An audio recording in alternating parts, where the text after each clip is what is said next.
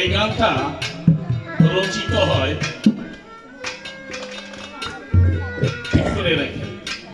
বাংলা 1396 সালের ফাল্গুন মাসে অনাদি সরকার রচনা করে। তার কারণটা হচ্ছে 1396 সালের 11ই ফাল্গুন রশিদ সরকার মারা যায়।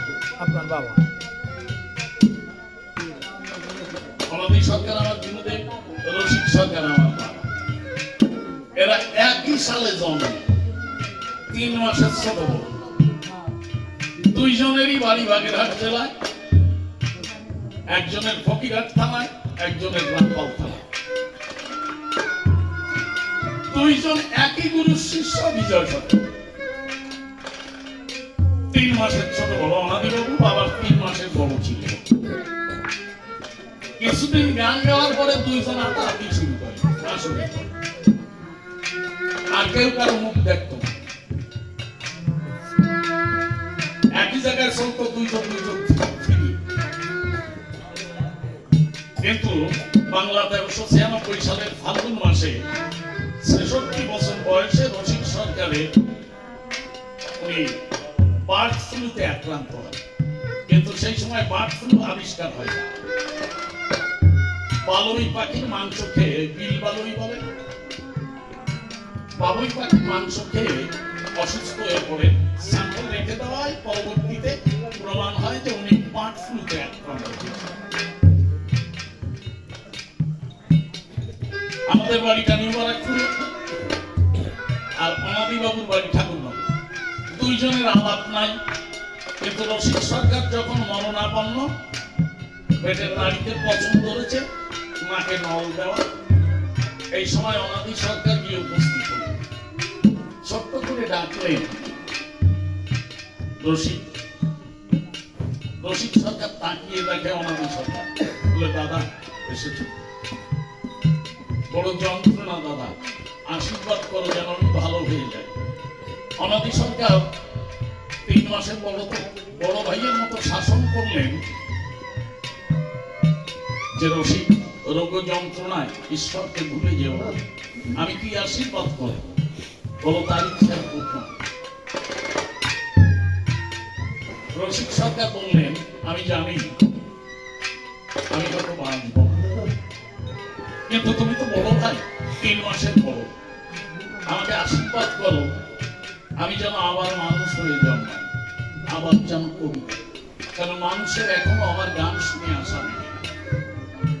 উনি মার কাছে খাতা কলম চাইলেন, শুয়ে শুয়ে লিখলেন শেষ গান, যেখানে খানা গাইতে পারেন যে আমি আবার যেন মানুষের এই মাটিতে ফিরে আসি। অনাদিবাবু কাঁদতে কাঁদতে বেরিয়ে গেলেন, পরে শুনলেন রশিদবাবু আর নাই। উনি ঠাকুরনগরে বসেছিলেন, ওখানে বসে প্রথমে এই গান খানা রচনা করে উনি গাইলেন। ওপার হতে যারা সাথে এসেছিল তারা চলে গেছে যে যারা আপন দেশে, আমি একা বসে গেছি। আরো গাইলেন কি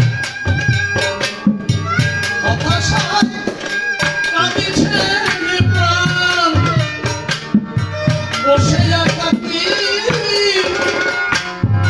দিবাকর বসি ওই পাশে।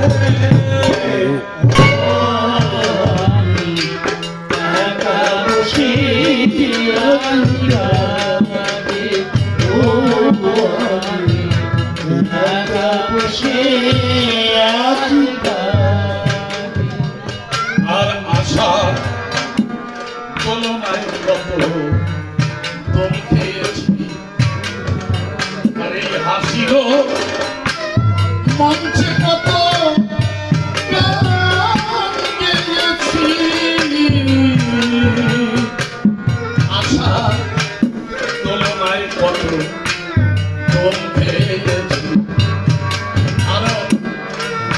ছিল মঞ্চে কত গান গেয়েছি,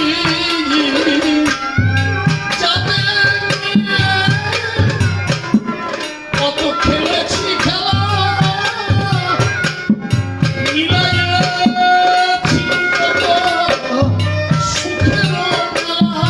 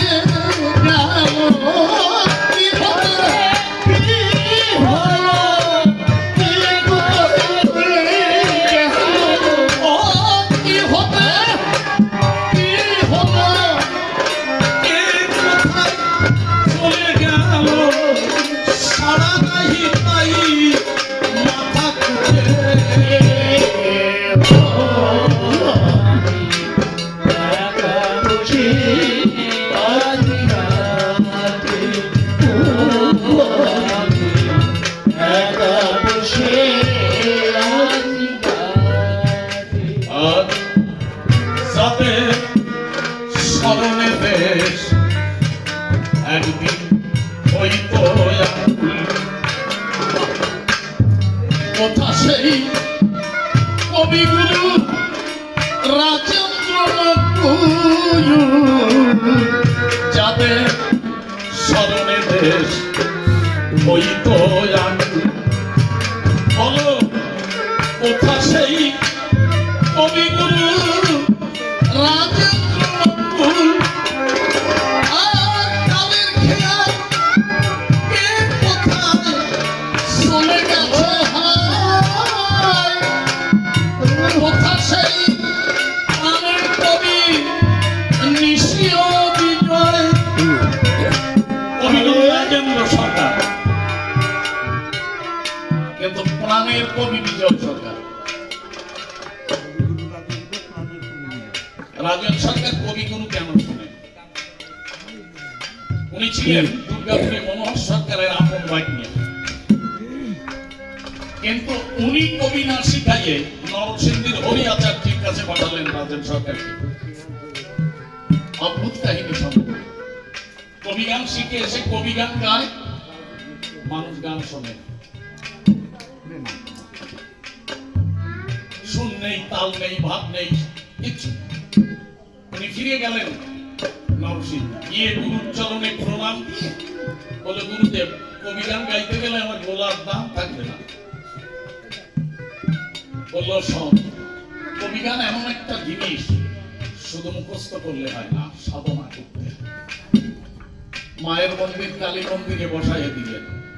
তিনি একটা ফল পাবি, সন্ধ্যার আগে মন্দির থেকে বেরোবি না, রাত্রে একবার বেরোবি, বাহ্যিক ক্রিয়া স্নান আদি সেরে আবার ঢুকে একটা মাত্র ফল, সেটা ডাব হোক, আপেল হোক, কমলা হোক। সারা রাত বসে থাকে, সারাদিন বসে থাকে, মায়ের নাম জপ করে মা কালীর মন্দির। 1 মাস থাকতে হবে আমার। যখন 1 মাস পূর্ণ হয়েছে, প্রচন্ড ক্ষুধায় রাজেন সরকার বাঁচে না। দেখেন তাই উনি ঘুমোয়ে স্বপ্ন দেখছেন যে ওনার নিজের জন্মদাত্রী মা এসে বলছে, রাজেন রে তোর কি ক্ষুধা লেগেছে? রাজেন সরকার হ্যাঁ বলছে, হ্যাঁ আমার গুরুদেব আমাকে খেতে দেন না, একটা বলে দুধ খাই, বলে দাও। মা দুধ দিল, ও খাচ্ছে, পেট ভরে গেছে, তবুও যেন আরো খেতে ইচ্ছে করছে। বললো, মা বলছে এবার ছেড়ে দে। বলে, মা ছাড়তে ইচ্ছে করে না। বলে, তোর পেট তো ভরে গেছে। বলে, তবুও ছাড়তে ইচ্ছে করে না। ধাক্কা দিয়ে মা সবাই দিয়ে চতুর্ভুজ মুক্তি ধরিয়ে বলছে, আমি তোর মার বেশে এসেছি, জগতের মহামায়া। বাবারে, এই যেটুকু খেলি এটুকু দুধ না, সব শাস্ত্র, সমস্ত শাস্ত্র, আজ থেকে তোর পেট ভরা শাস্ত্র, তুই যা বলবি মুখ দিয়ে তাই শাস্ত্র। আর তুই কবির জগতে গুরু নামে পরিচিত। এই হচ্ছে পাগল রাজি, ইনি হচ্ছে কবিগুরু, কিন্তু প্রাণের কবি বিজয়। বিজয় কেন? কবিগুরু বিজয় সরকার, প্রাণের কবি বিজয় সরকার, উনি গান গাইতে গেছেন জানো কেন? দুপুর বেলায় কেউ কাছে নাই, একটা ভাঙা হারমোনিয়াম পেয়ে উনি দুপুর বেলায় হারমোনিয়ামটা ধরে আমার গান গাইছে।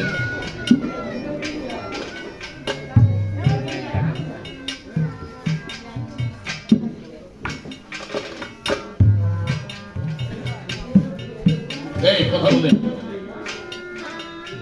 হ্যালো হ্যালো,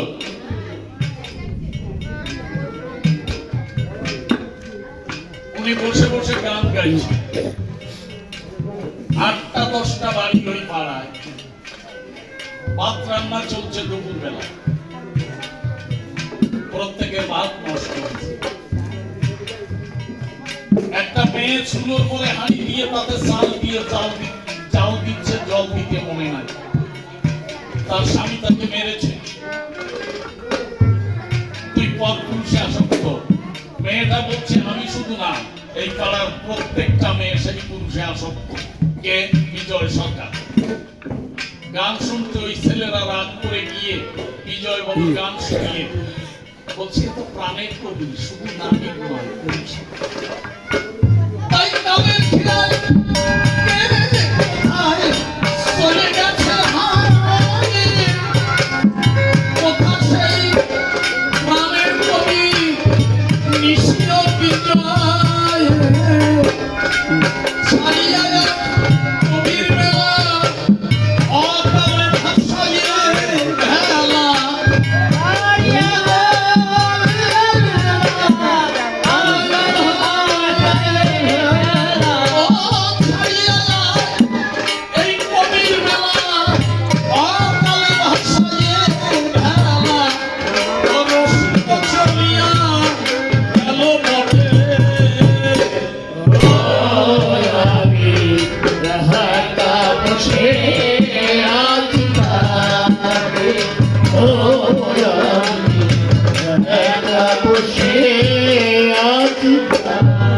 এই জীবন খাতার পথে কিছু তার মুছে গেছে, কিছু মনে নাই। জীবন খাতার পথে নিজে লিখি দেখি কিছু তার মুছে গেছে, কিছু মনে নাই। ও বলতি পাতায় দেখি সবই হলো ভুল। আমি যেন তার হাতে খেলার